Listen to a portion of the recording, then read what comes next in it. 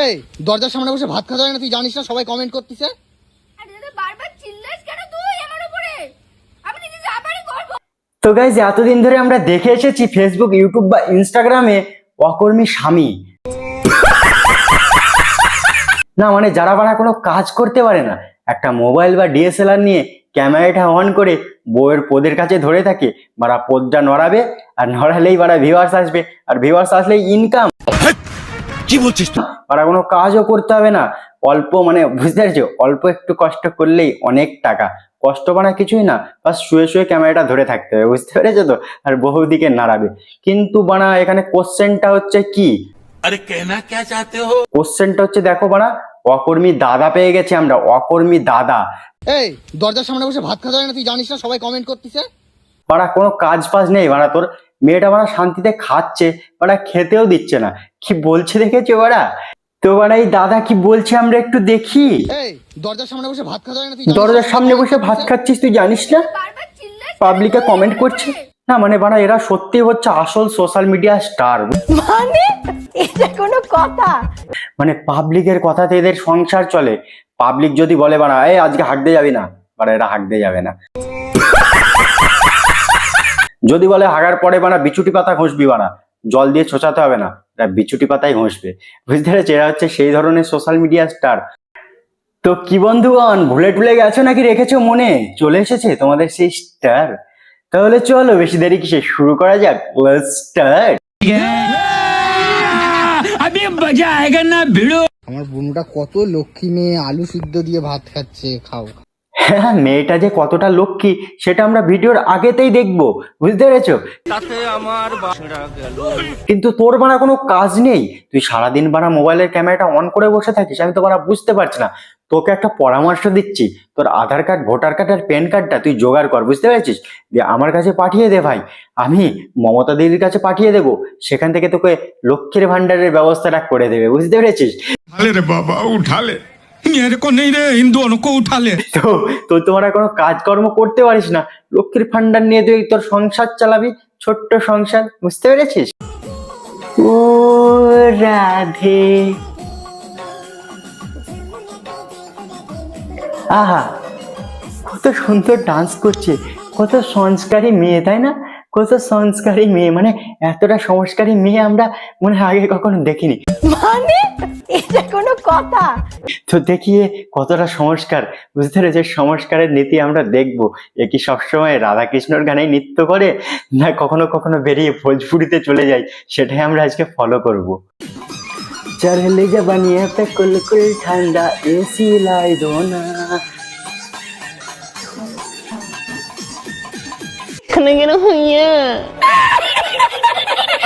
তো তোমাদের রাধা, বুঝতে পেরেছো, যখন যেই রকম দরকার হয় তখন সেই রকম ভাবে রং বদলিয়ে নেয়।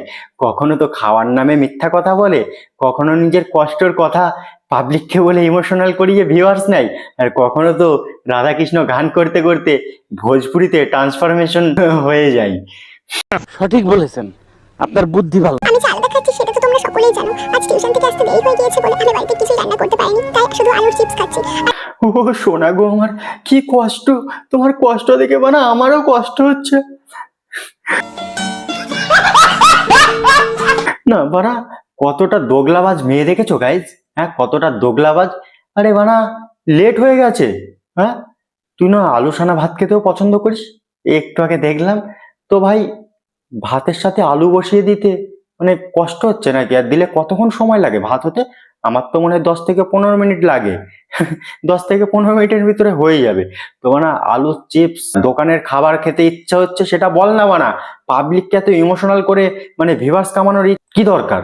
নিঃসন্দেহে তুই ঠিক কথা বলেছিস। আমি আলাদা খাই না, আমি নাটক করছি শুধুমাত্র ভিউসের জন্য। বললাম না গাইজ, একদম দোগলাবাজ মেয়ে ছেলে, নিজের নাটকটা নিজের মুখেই স্বীকার করে ফেললো, বুঝতে পেরেছো? বলেন কি? আর একটা কথা, তোর যদি বানা সত্যি দুঃখ কষ্ট হয়ে থাকে, তোর যে ওই দাদা, যে দাদা বানা সারাদিন বানা ক্যামেরাটা খুলে বানা পোদের কাছে ধরে থাকে, সেই দাদা তোর কষ্টটা দেখতে পাচ্ছে না? সেই তোর দাদা বানা কোনো খাবার নিয়ে এসে তোকে কেন দিচ্ছে না? না শুধু ভিডিও করে নিয়ে গিয়ে বানা সোশ্যাল মিডিয়াতে আপলোড করলেই হয়ে গেল। যখন টাকা পয়সা পাবে, টাকা পয়সা তো বানা হিসাব করে গুনে নিচ্ছে, তাহলে তোকে কেন দেখছে না? তোকে দিয়ে বানা কামিয়ে নিচ্ছে, তোকে দেখতে পাচ্ছে না, তোর কষ্টটা দেখতে পাচ্ছে না। সঠিক বলেছেন, আপনার বুদ্ধি ভালো। যাকে কেঁদে পাওয়া যায় না তাকে হেসে মুক্তি দিয়ে দিতে হয়। আহা গো, মনে হচ্ছে অনেক কষ্ট করার পরেও মামনি কাউকে পায়নি, বুঝতে পেরেছো? সেই কষ্টে চোখের জলে মুখের জলে বানায় এত পরিমাণে ভেসে গেছে, সেটা মেকআপে পরিবর্তন হয়ে গেছে। মানে এটা কোনো কথা? বুঝতে পেরেছো? তো আমি তোকে মুক্তি দিচ্ছি, বুঝতে পেরেছিস? আমি তোকে পাওয়ার আশা না করেই মুক্তি দিচ্ছি। তুই যা যা, আমাদের বানা জ্বালাস না তুই। उठा ले रे बाबा उठा ले, मेरे को नहीं रे हिंदुओं को उठा ले। ছোট হাইট, কালা থোবরা, অ্যাটিটিউড এমন দেখায় মনে হয় প্রিয়াঙ্কা চোপড়া। তো গাইজ, এ নিজেই নিজেকে বানা রোস্ট করছে, তাহলে আমি আর কি রোস্ট করব বলো? হ্যাঁ, ছোট হাইট বাড়া কালা থোবরা, দেখো। আর এমন ভাব নিচ্ছে, অ্যাটিটিউড দেখে বাড়া মনে হচ্ছে প্রিয়াঙ্কা চোপড়ার বাড়া মা বাবা। তুই প্রিয়াঙ্কা চোপড়ার থেকে বাড়া অনেক বড় কিছু, বুঝতে পেরেছিস? প্রিয়াঙ্কা চোপড়া না। তো তোমাদের কি মনে হচ্ছে একে দেখে, সেটাই ছোট্ট কমেন্ট বক্সে লম্বা করে কমেন্ট করে জানিও, কেমন? समझ रहे हो समझ रहे हो ना।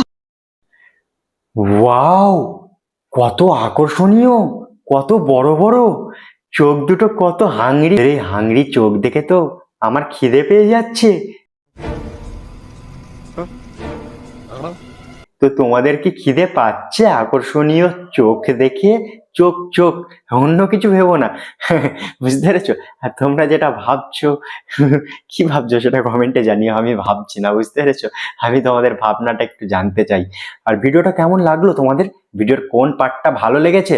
আর বুঝতে পারছো, খুব তাড়াতাড়ি 1K হতে যাচ্ছে, আর মাত্র 15-16টা সাবস্ক্রাইবার বাকি আছে, তাহলে 1K হয়ে যাবে, বুঝতে পেরেছো?